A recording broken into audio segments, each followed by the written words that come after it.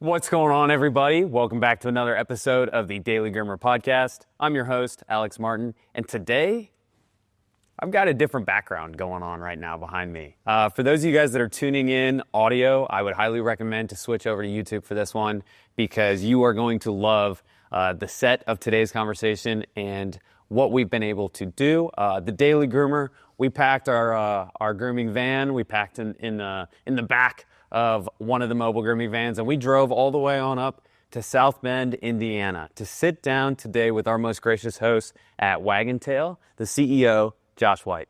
Josh, thank you so much for inviting us up here for the day, man. Thanks. We're thrilled to have you here. It's awesome to be here.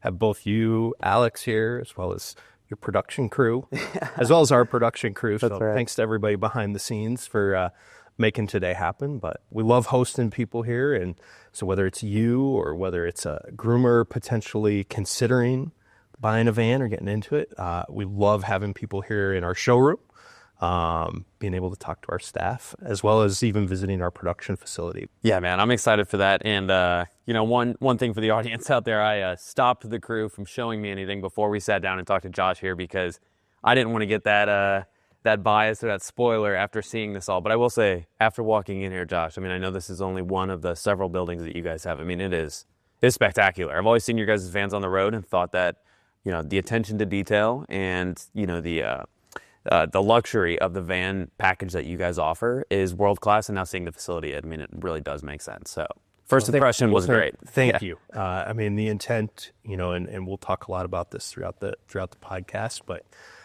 starting off with being a groomer first, and if I talked about our history, going back 30 years, creating a mobile industry and being part of that infancy, 30 plus years ago, to where we are today, it's been a long journey. But we're going to talk about some of those reasons that, kept us as, on the forefront, and led us to where we are today.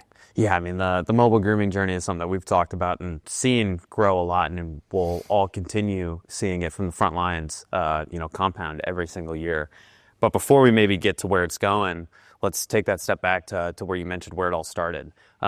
Maybe even before we get to a little bit of how you got involved, tell for everyone that's listening or watching, what is some of that history of Wag'n Tails, and you guys are the leader now, but how did it all start? Like so many great companies, it started in a garage. We have that same, owner, creator narrative of, back in the day in the late 70s into the 80s, Dennis Ganetz and his mom, Dina Perry, who for many of our maybe more seasoned groomers know those as industry icons, started a phenomenal grooming business, and saw the opportunity to shift into mobile. And it started with one van. And as Dennis likes to tell this story, their accountant said, "Hey, that mobile thing's generating a lot of really great profit. You should do more of that." And so one van grew to 20 vans. And then quickly, and this is where Wag'n Tails as a company becomes, it's like, maybe we should make these for other people. And so it started from creating those vans up in Howell, Michigan, running them down here to kind of Elkhart, where we are today, right. South Bend area. Having at night the roof cut off the top of a van, a high top put on, that's a crazy. Home Depot bathtub paneling, to where we are now, where we sit within a 3,500 square foot manufacturing facility where we do all that in-house. We are able to control all the way from chassis ordering to the upfit to all our different suppliers. And so it's quite the story. Yeah. And we could spend the whole hour. Oh, yeah, we could talk about all those fun evolutions of how we navigated the financial crisis of 08 and 09 and how parts supplies through COVID really challenged us in how we shifted our business and our focus in order to make sure we could continue to support the industry. Yeah, I mean, it's grown so quickly, and I'm sure, when it started then, it seemed like a very niche industry. And even today, I mean, it's still, I would consider niche, but it's obviously bludgeoning. I mean, it's huge, for everyone that listens, everyone that knows. I mean, everyone sees now mobile vans out there, and I think the general public is getting more and more used to the idea of this, of this type of service. So with that being said, you came from Whirlpool, man. I mean, you were you were working at a place where every American knows the brands, Yeah. right? And all of a sudden you leave to go join a mobile grooming company. You know, what seemed maybe small to you on the outside, obviously on the inside, definitely a little bit bigger. What made you consider that jump, and what made you feel comfortable jumping from a nationwide brand to an industry like mobile grooming? Yeah. So I'm going to ask you a question first. Okay. It's a lead in here. Okay. I'm nervous. But don't be nervous, right? I mean, this you can't get the question Okay, wrong, I good. promise. What do we do here at Wag'n Tails? You guys make vans. See, that's what most people say. And that was actually my first take. Okay. And I promise this is leading into my story you asked me about. Yeah. Why I came here. And when I first got introduced to Wag'n Tails, that's what I saw. You know, I saw a company that was upfitting vehicles, and I quickly associated that to what I had done at Whirlpool, where we made metal boxes that heated and cooled and washed. But what I quickly found as I got to know the leadership team here at Wag'n Tails is that's not what we do. We sell people a business model that helps them change their life. And when I figured that out, that's what led me here. That's what led me to say yes. It was an opportunity to get involved with a company that made a great asset, being the vans, and that asset really helped people change their life. And whether that was somebody who was just starting out, not sure what they wanted to do, loved animals, wanted to find a new profession, they could make that happen through mobile grooming. Whether it was somebody who had spent the last 10 years at a brick and mortar and was ready to step out on their own. Or even further, it was the investor who was ready to go, hey, I want to take this side hustle and augment my job as maybe a corporate executive. We were changing lives at every step of the way, and then being involved in what frankly is a really awesome industry. Yeah. I mean, you've been around pet wellness enough. We're all really nice people at the end of the day. Like we like it. And I think it's the fact that we deal with, you know, cats and dogs. I'm a dog guy, so I'm partial there, but that leads us to this general, how do we work best together? Yeah, that makes sense. And then, you know, what further kind of cemented it for me is when I looked around at the facility and said, hey, I'm going to an industry leader. You know, a phenomenal foundation had been built here. And then I looked at that and said, is there more growth opportunity? And the reality is there is so much opportunity to grow. We continue to see that trend of pet wellness, of which grooming plays a very important role. Also our veterinarian side. So we'll focus a lot on grooming today, but we'll also participate in making mobile vet clinics. So definitely, you know, check out mobilevetclinics.com for the work that we're doing there. It's a super exciting time to be a mobile vet. But when I package that all together, probably the kicker in all of it is I was just ready to go from a multinational Fortune 200 company back to a small private company where I felt like I can make a difference day to day. That makes a lot of sense. And again, whether you knew it or not, or, you know, I know that there's always some level of unknown when you're making a big career change like that. I mean, you picked the right spot, man. I mean, like we've talked about, it seems like mobile's just been exploding. I'm curious from your shoes and from what you guys have seen at Wag'n Tails, what do you think have been the drivers behind the expansion of mobile grooming as a service? Yeah, another question. Killing me, man. I didn't have enough coffee this morning for this, Josh. Becomes the podcast. Hey, right, yeah. Right. Let's switch this around. This is a joke, but I was asked people like, you know, what's in terms of trends, like what's on your front porch right now? Amazon packages, probably. When you're out and you're like, man, I really don't want to do, but I need some food. What do you do? You DoorDash it or Uber Eats it or something. Exactly. Yeah. So the number one consumer trend that I see out there, again, according to Josh, is bring it to me. Right. And we saw that really develop through COVID, right? We couldn't go out, so there was a external factor that said we're going to push this trend, and now we've got comfortable with it. So to me, I start with kind of what is that underlying consumer trend that is infiltrating every part of our life, and it is bring it to me. I think the second part of it is that pets continue to be a bigger and bigger part of our lives. Pets have long been family members. Now are family members far beyond just while the kids are in the house. They're valued family members as people age, and people are spending more and more money on them. And grooming and veterinary care is a really important part of keeping those pets happy and healthy. And then as I look at, the trend in mobile in both those spaces, it's a way more preferred experience. When that grooming van shows up to your house and you don't have to take your beloved pet downtown or drop off or be in a drying cage, it's now done in your driveway. You as the pet parent go, man, this is great. The pet has this great one-on-one experience with a groomer who's in the vehicle, who can care at the level that they care.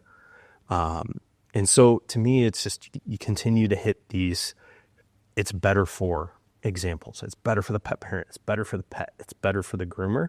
And when you hit, the trifecta there, or the win-win-win, that's why we continue to see more and more people head into mobile.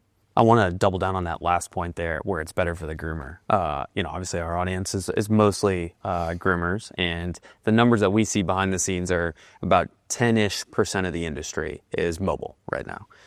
Obviously we anticipate that will grow, but I'm curious, again, you guys are a little bit biased here, but what are the reasons that you guys would see mobile as better for the groomer, not just better for the consumer? Yeah. Particularly as it relates to the groomer, I mean, the first and foremost thing I always talk about is control. When you jump into mobile and you own your van, so let's particularly talk about independent owners. Yeah, that's great. Like it's first and foremost an opportunity for you to take control of your time. You as the groomer get to decide how many dogs you want to groom a day. You get to decide how you want to groom those dogs. You get to decide how many days of the week you want it. You get to decide what you'd like to charge. And so a lot of it is, I bring it back to control. And the beauty of grooming, mobile grooming, is that you can make such a wide range of those work. If you want to work 3 days a week, mobile grooming works for you. If you want to work 22 days a month, if you want to work every day, all 30 to 31 days, you can make that work with grooming, and you can choose then to earn as much or as little as you want. Yeah. And so to me, that's probably the driving force behind why I want to see people move into grooming. I think the other part is it's also, I think, an affirmation that grooming is not just a job, it's a profession, right? You're now moving into being a business owner. Yeah. And you get to make those decisions. I think the other part is also it helps enable people with their family life. So going back to their time, how much they do, it's the opportunity to spend more time with their families, or doing some of those social things. I know we have a ton of groomers that are actively involved in so many other things. This really allows for balance in their life. I mean, flexibility seems like the biggest key and the biggest reason. Two questions came to mind as you were talking there, and I'm going to download them out of my brain so I don't forget. One being on how the economics stack up. I think that's a big question that we hear within the community a lot, is how does it stack up if I were wanting to make that transition from job to profession and be that business owner? Yeah. What's it look like for me to go out and start a mobile grooming business I'm going to put in quotes, on the economic side versus go and start a brick and mortar salon? That's question one. Question two is, what kind of things are typically required to make that jump from a job to a profession? Well, let's start at number one. I just wanted to get that out there. I mean, I'm not perfect. I'm forgetful, and download this too. That's all right. Maybe I'll wrap. Wrap them together if you need to. Yeah, to a slightly different narrative. So the first thing I want to say is call us. Yeah. Okay. And you guys might know a thing or two. We've been around for a little bit. But no, of all honesty, when I talk with our sales team, and we have an amazing sales team that's sold thousands and thousands of vehicles across the U.S. We are sales consultants, and the reality is we start every conversation not with anything about our vans. It all starts with about your business model and how you want to approach it. 100%. So that's why I lead with call us, is we want to have this conversation. So when somebody asks us, hey, how do I make this work? Can it work with if I only work 3 days a week? Sure. How much do I need to charge? We're happy to share with you some of the surveys that we do to give you the national average. As just a little Easter egg here, please charge more. I promise you, your customers will not leave. Even if one does, you'll pick up more. It's a great opportunity, to make more money. So yeah, start with calls. But going back to your original, how do you get into this? How does it start? What's the transition? When I compare mobile to brick and mortar, so somebody's saying, hey, I want to start a business. And there's a small open space downtown, your local town, versus buying a van. One of the things I always tell people is do you know that location has enough people within the small geographic area around it to support what is now going to be your rent payment? Most people say, I think so. There's a lot of people. There's a really nice neighborhood. When you compare that to mobile, what I always tell people is you can start in an area, and if you go, you know what, there's not enough customers here, you can drive 10 miles down the road and build a new customer base. And so when you compare a van payment, which can, really range from, $1,800 to $3,000 to a lease payment that could be as high as $5,000 or $6,000. You're signed into a 5-year term on that lease building. This gives you a lot more flexibility. It de-risks the situation for you if you're comparing mobile versus brick and mortar. Now, there's a lot of great brick and mortar, of course, out there, and I don't want this to be a mobile versus brick and mortar type conversation. But for those people that are looking to make the jump, I really do see that mobile can really de-risk and then give you that flexibility to shift. It's a lighter lift. I mean, and especially if you are, looking to make that first time business owner jump, totally makes sense from a flexibility and from a risk perspective. And to add to that, do you know the amount of people that I talk to, like you, I love going to all the grooming shows. Yeah. I can't make it to all of them. But I love talking to our customer. What I hear a lot about is a lot of them are really interested in being transient. Yep. Right? They're like, hey, I'm in Nashville right now. But, in 3 or 4 years, me and my partner, or me and my, spouse, we want to move to Arizona. Mm-hmm. And the beauty of mobile is you build a business. And if you want to go from Nashville to Arizona, you pack it up into the van and, start your marketing in Arizona. And next thing you know, you've got a thriving business there that you know how to run. That makes sense. One thing that I was talking to your team about, and I'll give a shout out to Chaz earlier, is how successful you guys are turning those first-time van buyers into successful business owners, and then eventually, multi-fleet owners. I'm curious, what is, you don't have to give me the secret sauce here, but you guys see a lot, and you guys, again, have a very good track record of helping first-time owners succeed. What are some of those tips and tricks, what you guys are willing to share with the audience on, how do you be successful as a first-time van owner? Yeah, well, the truth, the secret sauce is actually in a document that we call the Success Guide. Oh, okay. So as you... So where do I locate that? All you got to do is buy a van. Okay. I know I say it tongue-in-cheek, and we have a lot of the conversations that are part of the Success Guide that does come once you put your deposit down. We're willing to share that document with you that walks through, how are you going to set up your company? How do you begin marketing? And then what are the expectations? I think oftentimes when people start new businesses, they come in and feel like, hey, this has to work day one or I'm failing. And the reality is it's a slow build at the very beginning. Mm-hmm. Now with mobile grooming, I see it faster than some other industries. But what I would tell you, the secret sauce that we see when people buy a van from us is, one, they have really good conversations with our sales consultants about their expectations and how they want to groom. So as they get ready to make that purchase and then implement that van in the market that they're in, they're aligned. And then they have a plan in which they're working to. So we'll start feeding, through that process, like, hey, you put your deposit down, and it's probably going to be somewhere between, let's call it, 6 to 8 weeks before that van's ready for you. Now's the time to start marketing. And we'll give them advice about, hey, here's how you do some Facebook ads, or go put, old school, go to your local coffee shop, take a piece of paper, have your website on there, go to parks, see where all the dog parks are. Like there's some easy marketing you can do. And I often tell people, like, if you do that and have a target start date, oftentimes we see this is people 3 weeks before their vans can be ready for pickup are already scheduling appointments. That's wild. And then the momentum builds, right? Right. And you do some of that, like you get comfortable as a groomer asking the client you're working with, hey, who could you recommend? Who do you think could really love your service? And you can do some referral, like, hey, for every person you refer, I'll give you $10 off.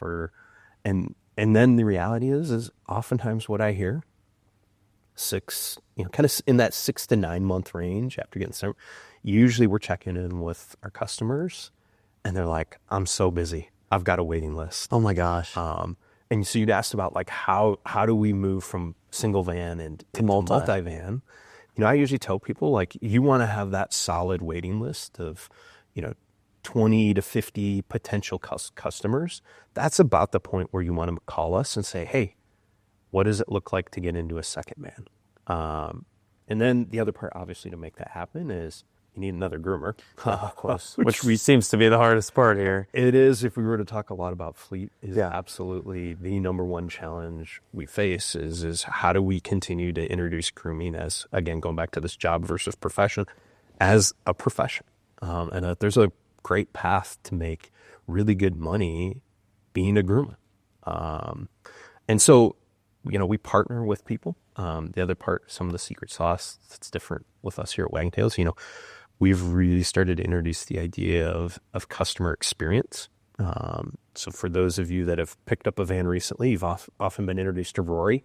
So you'll come into this beautiful space, your van's sitting just behind us, and you get a full orientation. And we talk about, hey, what does it look like day one? How are you going to, basically fill this up with water, get it ready to go? Is it plugged in? If you're using our clean power system, what needs to go in there? So literally the day you drive out this door, the door's behind us for our audience that's watching us. The door you exit is actually behind the cameras, but we want people when they leave here to be able to drive around the corner and they could do their first groom. Right. Oftentimes there's a long drive involved, or it's got to get on a flatbed and be shipped across the country. But the idea and the secret sauce is we set really good expectations with them through the sales consulting process. When they pick it up, we do the right level of orientation and prep. And the combination of us doing that, the potential customer doing the marketing, really sets them up for those first couple months being super powerful. And then in 6 to 9 months, we're having more like the callback. Hey, you probably could take your prices up $10, right? Or you start getting into the efficiencies of their business, and obviously we have a long conversation about software, and stuff like that. I'll leave that for maybe another conversation. But that's how we've seen people continue to be successful. And then the other part is we want to continue to be involved in the good and the bad. Right. I won't shy away from it. We, like every manufacturer, will have our challenges. Our goal, though, is when those arise, is to, meet the customer where they're at and create a solution as fast as we possibly can. But on the opposite side is we also want to hear from our customers when they're doing well.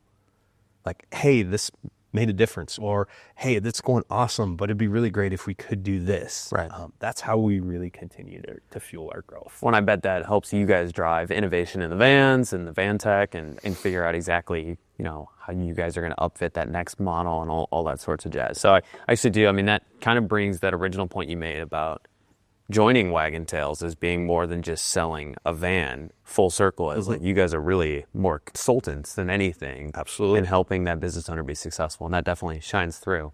I'm going to put you on the spot real quick. Aren't we on the spot? That's right. Yeah, got big lights on you. One thing we hear a lot at the Daily Groomer when it comes to mobile is, I can't charge that because of where I live, or I can never have a second van because of where I live. How much of this stuff that you guys see right now is market specific versus, I'm going to call it like personality specific, right? Is like the I can'ts of the world. Yeah. It's a great question. And we hear that too, right? As we talk to our customers, we hear those same themes. It is market specific, right? Every community is unique. There are some very affluent where you can charge double.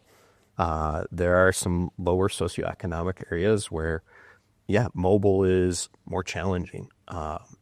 As much as I want to believe that it's, not a premium service, mobile offers a premium compared to a brick and mortar, right? You're going there, you're providing added value.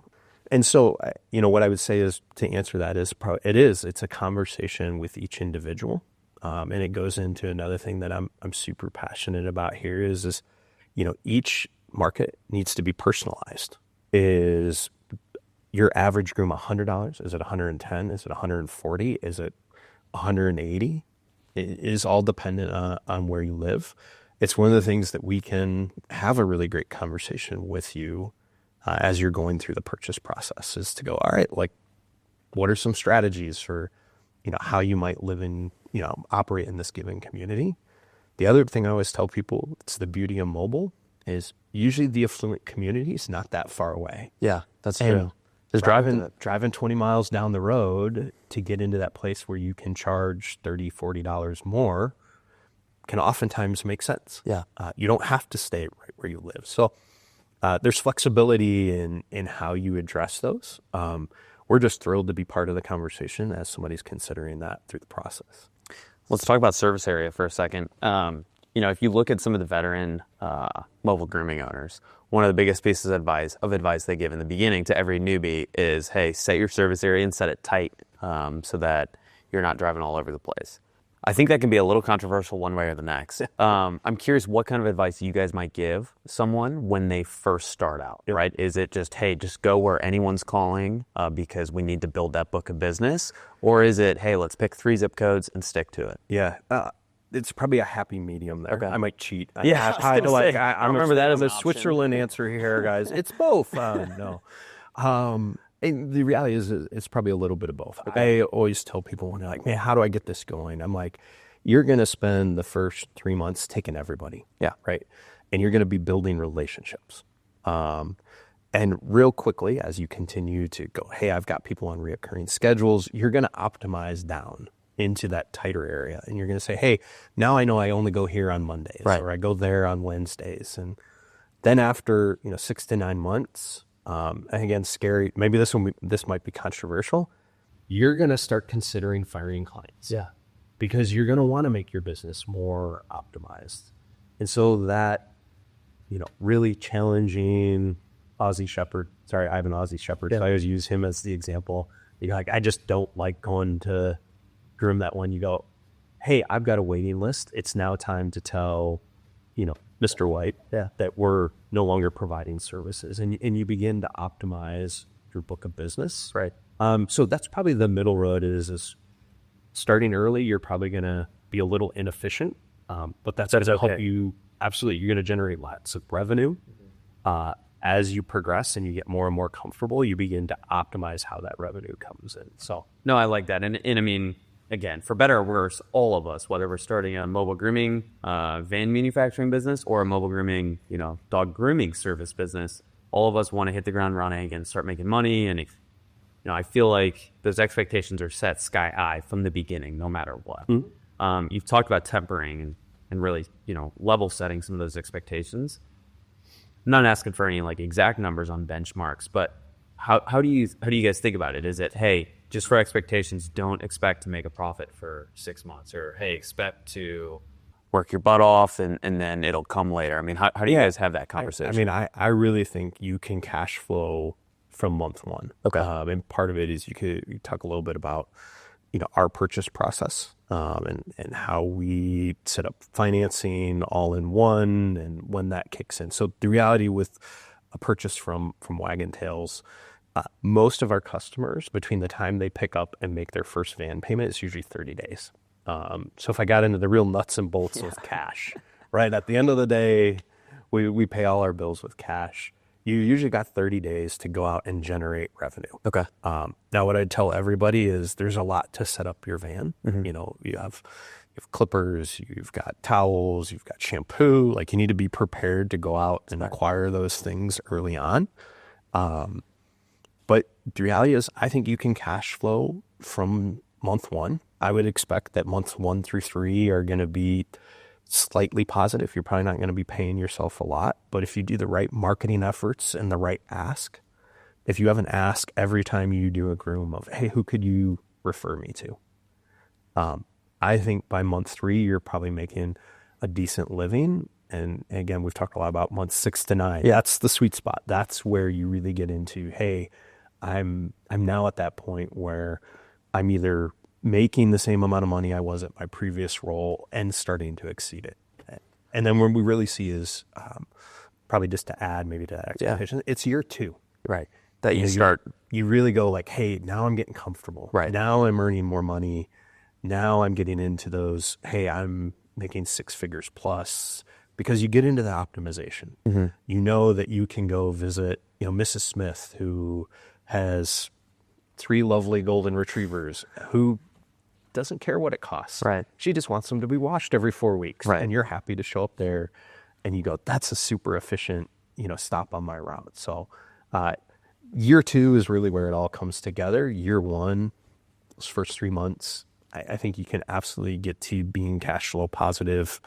6 to 9, you're really getting into that sweet spot of I'm making money. And then year 2 is where it all comes together and you're going, yeah, this is what I want to do.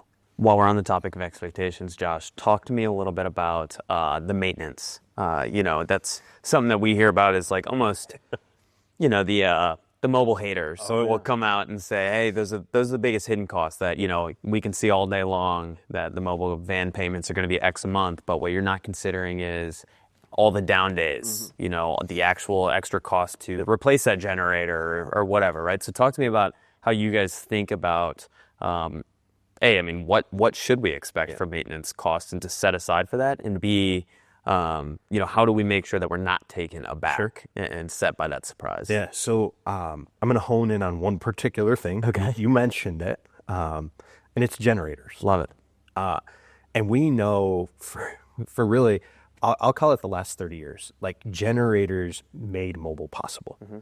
That was the only way, and it didn't matter what industry you're in. Obviously, you know, we could have a long conversation about diesel versus gas and this and that.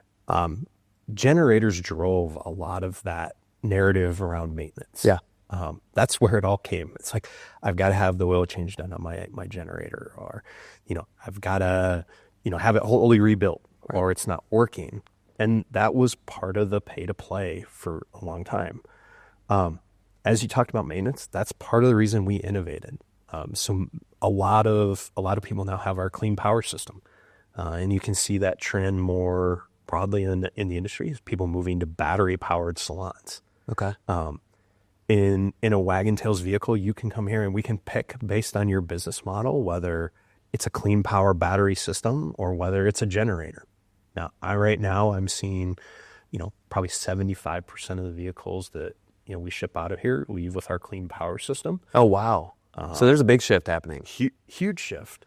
But the beauty is there are still plenty of business models to go, hey, I don't have a place to plug in and charge these batteries overnight. Got it. Where a generator is necessary. And that's why we'll continue to keep in our portfolio the option to basically have you pick based on your business model, whether you want a battery system or whether you want a generator system, and we can talk to you through the pros and cons. Give me the short list of that. I mean, you've tickled my fancy here on, you know, I see the Teslas driving around and obviously they look cool, but there's, you know, that whole side of, okay, you got to have a place to plug it in. Your range is only so far. Can't leave it on all day, all that sort of stuff. What are some of these you know, pro cons or constraints with the clean power in generators? I mean, you hit the nail on the head, and for clarity, just for our audience that is, you know, hearing about batteries for the first time. Yeah. When we talk about batteries, it's only for the Salon. We'll still, from a chassis perspective, just continue to be either gas or diesel powered. Right. Okay, so they're not electric vans. We're saying to run the Salon in the back all day. Right.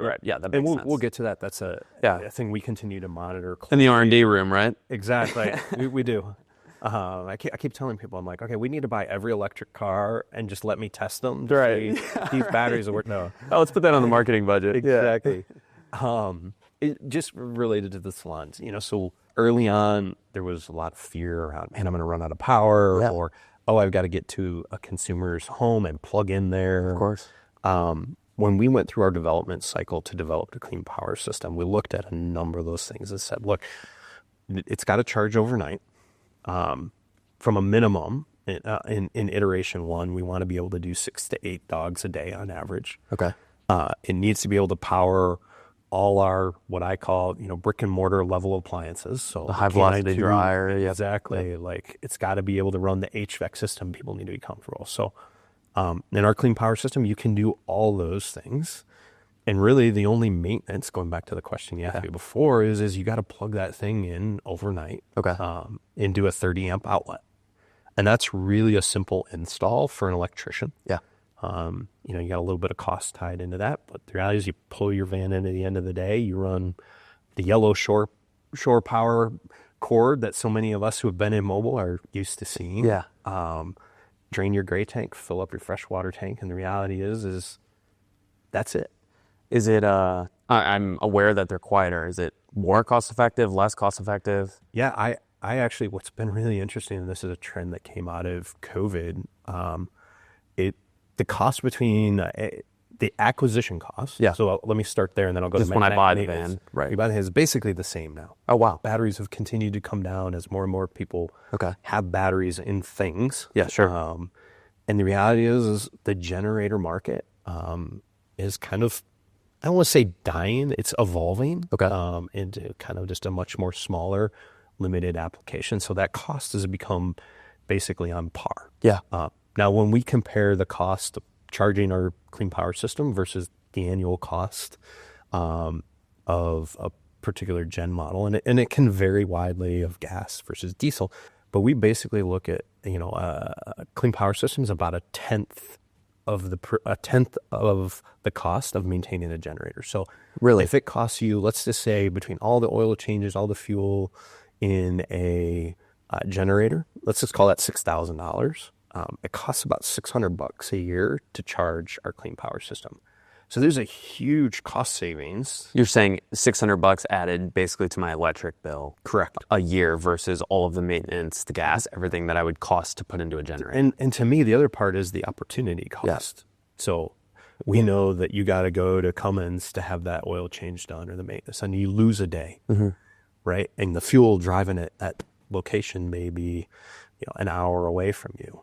So to me, I also look at it and go, outside of just the hard costs that we can put our hands on, there's an opportunity cost to owning a generator that the clean power system then, takes away. So you have another 3 or 4 days a year that you go, I can groom and earn revenue. So That's great. And the biggest fear of mine anytime I hop in a van with a generator is that thing goes down, because that is your lifeblood. Like it pulls the risk out of the van and puts it all on the generator. I'm curious though, with the batteries, I want to make sure I'm not missing anything.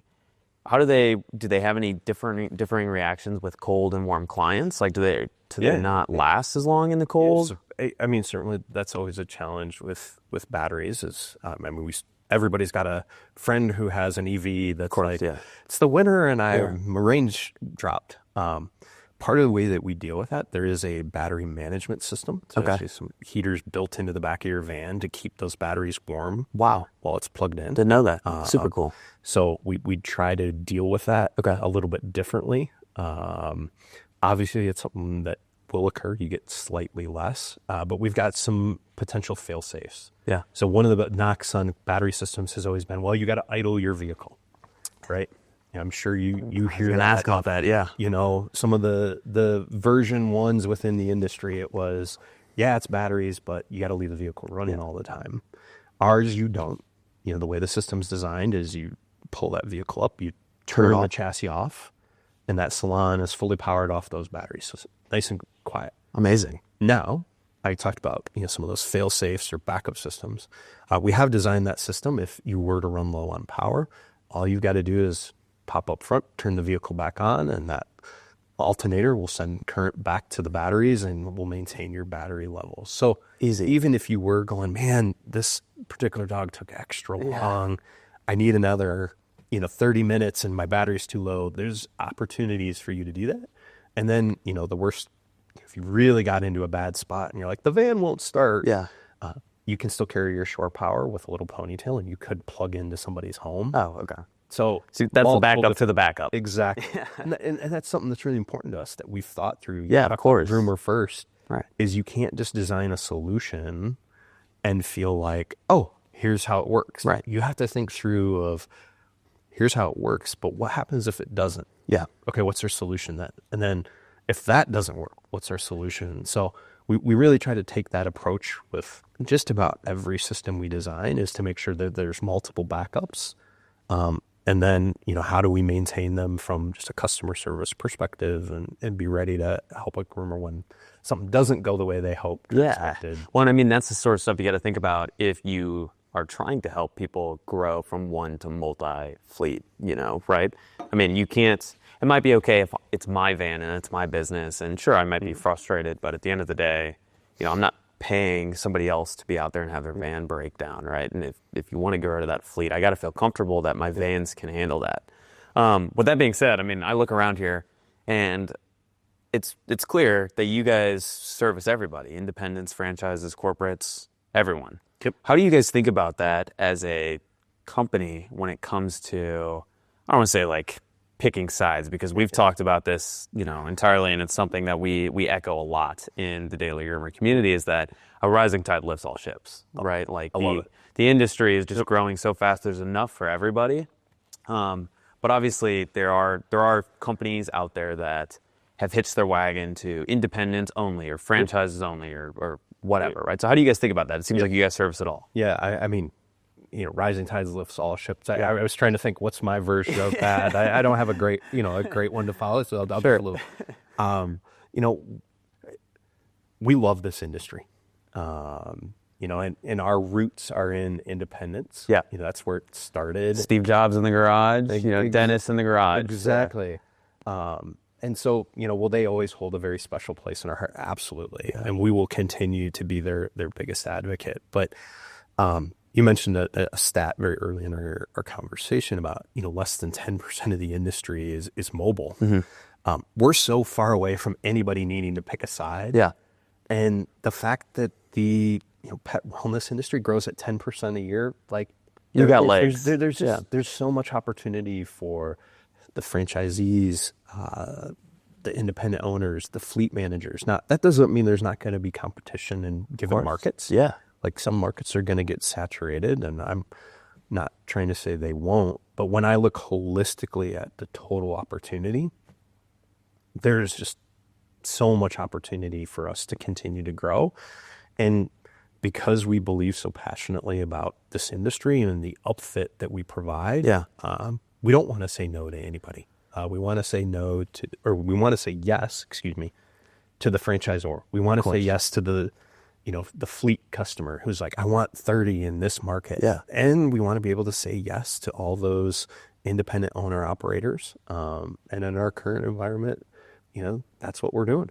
Yeah. So as you guys continue to grow, and even we talked about at the beginning, I mean, the second chapter really of Wag'n Tails is just beginning with you at the helm now. And, even just the brief tour that we've seen this morning, I mean, I'm very confident in what you guys are building here for the future. Awesome. How do you keep that in mind, especially with how much emphasis you guys have put on the past in the client success of the independents, spending the time and energy to help, the independent out of Ohio, getting all set up for the first time, asking some of those questions that might seem dumb, but they're really not, right? Yeah. How do you maintain that level of attention to detail on just that single owner operator while at the same time servicing these 30 van fleets and 200 van orders and stuff like that? I mean, part of it is it's required us to grow. Yeah. We've had to, continue to make investments. So we've made some pretty massive investments in facilities. Yep. This space is one of them. I mean, it's beautiful. Yeah, I can tell. This showroom can hold about 50 vans. Yeah. So these are all obviously fully upfitted vans right now. Orientation happens here. Okay. We moved from a showroom that could hold, on a good day, like 12. Yeah. To this space. We've added manufacturing footprint. We believe that, right now we have the opportunity to add shifts to our manufacturing facility. So capacity's been all there. But you go back to the original question, so it's like, how do we interact with all these different customers? Right. I mean, no, I was expecting to walk in here and see 300 customer service people, given all the different archetypes you guys deal with. So we've built out an expanded customer service team. Okay. And that customer service team rolls into customer experience. Yeah. We're building, right now we have a director of customer experience. And then we've grown our sales team as well. So those sales consultants, to where, just a couple of years ago, it's really 2 people, that now looks like, we have 4. So Chaz, who you alluded to, is been on the podcast with you, and then his team. So we have Christine, who's out in Southern Cal now. So she's been a new addition earlier this year, so we could better service the West Coast. And then here we have Brady and Freddy, both who have been here multiple years, are here to talk to people about their business model. And the reality is it's that personalized approach where we can have that conversation from the start. And so if you're jumping into this as a young 20-something that says, hey, I need to do something different, I want to get into this, we can have those conversations. If you're middle of your career and I'm like, I need to make a change and I want to build a fleet and a business, we've got enough people to have that personalized conversation. It's not devoid of it being about you as the customer. And then similarly, like, as we work with all the different, franchisors that we partner with, we talk with them both corporately. Yeah. But we interact with each individual one. Right. And the conversation is surprisingly similar. Oh, bad. Yeah. I mean, everyone likes to play their part. Yeah. Right. But I mean, we're all just people at the end of the day. Exactly. One thing that's been on my mind since we've been sitting here, and I promise I haven't been distracted, but I see 3 different logos on all of the vans in this showroom. And I know, something that we see a lot as companies grow is they try and hitch their wagon. I've used that term before. Yep. But hitch their wagon to one model, kind of like that Southwest model, right? Of like, hey, we're going to stick with this van because we know it. We can write the manuals for it. We can teach everybody on it, et cetera. Which I don't think there's anything wrong with that at all. But I'm shocked to see that not all of these in here are the same brand. Yeah. They're not the same model. They're all different upfits. Yep. Talk to me about that. Yeah. So it's twofold. So let's talk about the consumer first. Sure. There is not a Mercedes service center next to every single town. That's a good point. Right? Yeah. And I only point that out with Mercedes is like, there's a super simple answer, which is, hey, there's maintenance that has to be done on that chassis. Of course. And you might live by a Ford dealer. You might live by, a Chrysler dealer that services Ram. And those are type of the questions that we start off with to go, hey, you want to be efficient from your operations. And so a Ford might be a better option than a Mercedes, or a Ram might supersede all of them. Then obviously there's also a little cost difference between the 3 of them. For sure. Not as much as you think. And our upfit's the same. So when you're really looking at them, it's all about the chassis. The upfit, you're going to get the same quality, the same appliances in all 3 brands. And then the other part is also just your brand perception.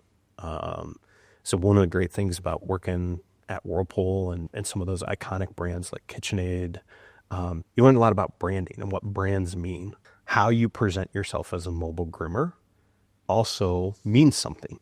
And so the type of clients you attract, the type of prices you can charge matter. And the brand, and when you show up with a Mercedes, to some people that says, hey, I now have I'm worth this price. Exactly. Right. Now, again, that's just one of the many factors that you've got to consider as you're building your brand in your business. From a manufacturer perspective, what this also allows us to do is, as much as I wish that we were the number one customer for Ford, Mercedes, and Ram, the mobile grooming industry is not. Not there yet. Yeah. No, what this allows us also to do is have some flexibility if all of a sudden Ford has a recall, or Mercedes or Ram, and says, we're not making the Transit or the Sprinter or the ProMaster, we can pivot and still provide our vehicles and our upfit to our customers without interruption.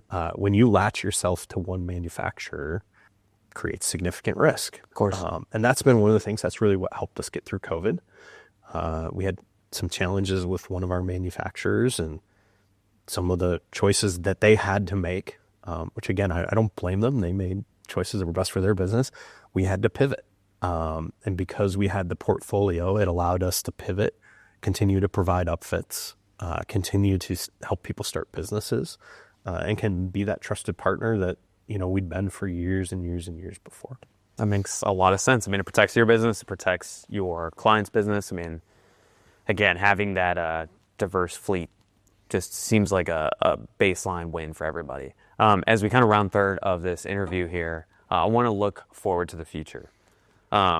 So talk to me about what you guys, because like I said, we're in the beginning of the second chapter here, right? The faces of people I've met today, you guys have an all-star team that it seems like is extremely energized to maintain that number one position as where you guys are at today.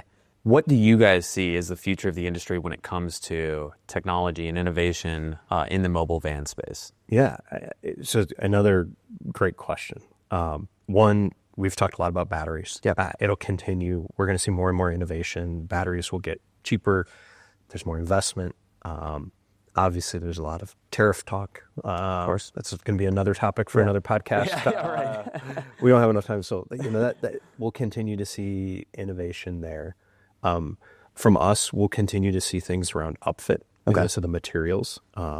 We've made a massive move here a couple of years ago to go to a synthetic material. So if you look at our cabinets, that's all synthetic material now. We've gotten away from plywood. We're almost 100% no plywood, which many people know that plywood just absorbs water. Of course, yeah, and rots, smell.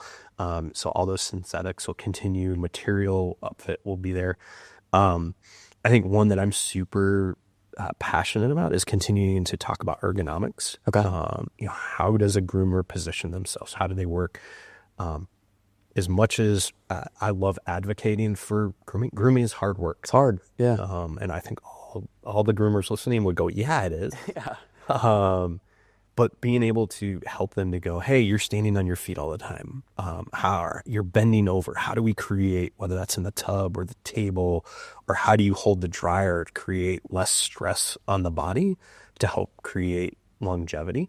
I think after I kind of move past there, you get into pet wellness. We've talked about pet wellness. Of course, yeah. There's going to be innovation around, how do we introduce things like scales? And we were having a conversation before this interview about, one of the pieces of innovation we're going to start showing up with is an integrated scale in the table, and how groomers can participate in the pet wellness journey of capturing weight. I know some of our groomers actually bill by weight, so they got to carry a scale to see put that into the table, right? Simplify their life. So they'll be out of there. Some operational things that are there. And then the last one that we'll continue to work on that people don't always think about is just continued air quality. Okay. Interesting. Tell me about that. Yeah, that's the unforeseen pillar I didn't see coming there. So it's, things like humidity. Okay. If you can suck more of the humidity out of the salon, you can dry a dog faster. Oh. If you can suck dander out of the salon, there's less things like groomer's lung. Yeah. Right. So you're breathing better air. So we continue to look at spaces like that to go, how do we create an environment that not only is good for the groomer, right? Better air quality, better health, but if we can also reduce dry time by 10%, even though that's only 4 or 5 minutes potentially, you start adding that up over the year. That just became, hey, I now groomed another 30 dogs. I mean, I love the attention to detail of the small things like that because obviously, of course, wellness, of course, battery tech, but and I'm sure that's just the peak of the iceberg of the little things you guys are thinking about back there. Absolutely. That is incredible. I love that attention to detail. That was honestly one thing, personal bias coming into this, where I'm like, man, as you get big as a company, it's really hard to keep that level of attention to detail.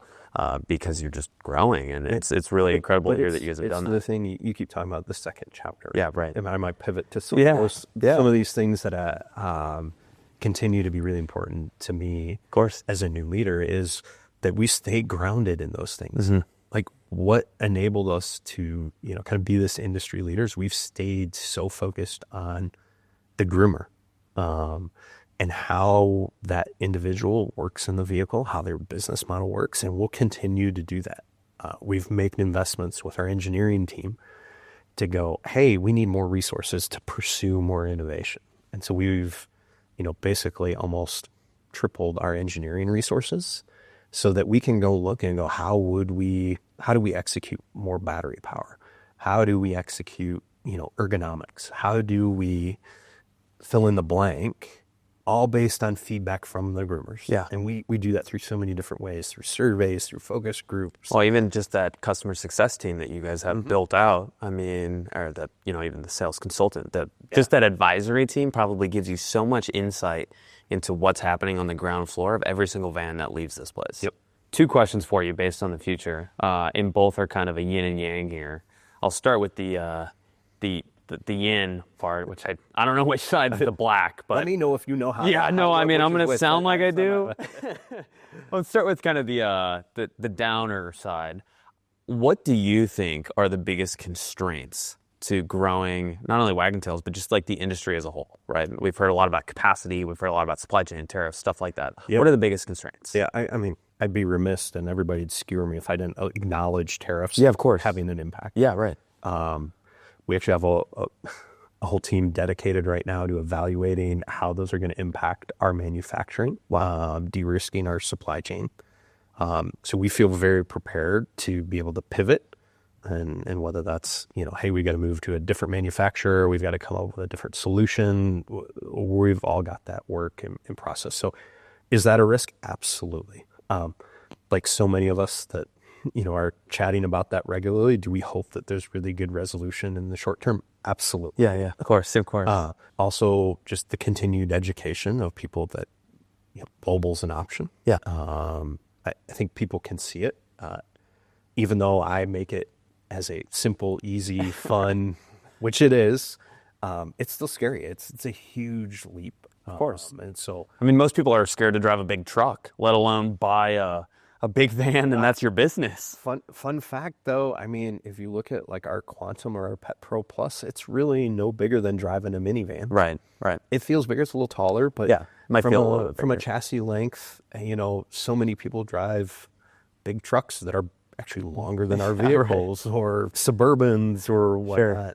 And that's part of the reason we actually introduced that line is drivability. Yeah. So we're again focused on people removing some of those barriers to entry.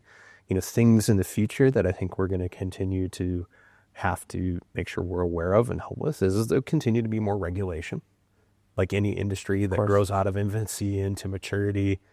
Like what they're doing out in California with and there's certainly regulation around generators. I think we've got a good solution. Obviously, clean power, of course, makes that a non-issue. Yeah. How you can actually buy in other states, and so it's actually a non-issue at the moment. Okay. I think from a more tactical day-to-day is just certification of vehicles. Okay. There are becoming some communities, some states that are saying, hey, this is a very viable business and we should have regulation. Sure. And we're aware of a lot of that. We continue to monitor that, make sure our upfit meets those standards. So that's probably a net positive for the industry, though. It might be a little bit more friction, but... Yeah, I think, there's always that balance, yeah, right? Of course, of regulation and free market. I came from an industry in the appliance industry that's heavily regulated, and whatnot, and you can see some benefits of it. It does have that. There becomes a point where it's detrimental, sure, right? And course. You're trying to innovate further or be more efficient. That's going like there's not the economics, right? But we're at such the infancy that the stuff I've seen so far is actually, I think, been well thought out. Yeah. But we're aware of that, and we'll continue to advocate that.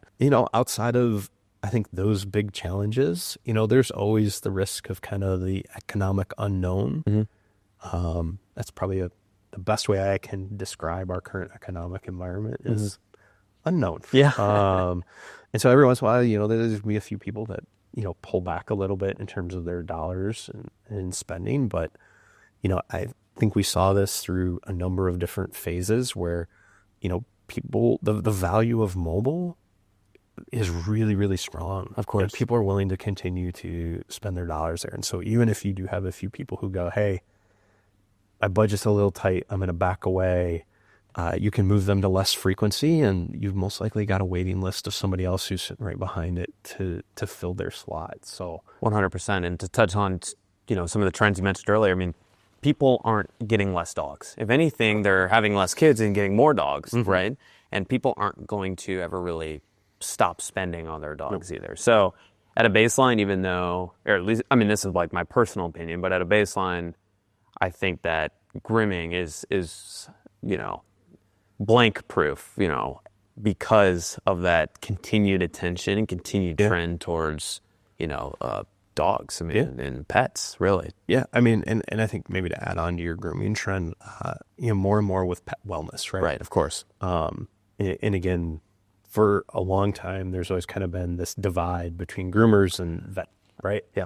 I'll tackle the issue. Yeah. I know there's going to be people who have all I was going kinds to say, of we might need to, but what we really see is like, it is about pet wellness. Of course. And there's a great opportunity for groomers and vets to be partners in the pet wellness journey for any given pet, right?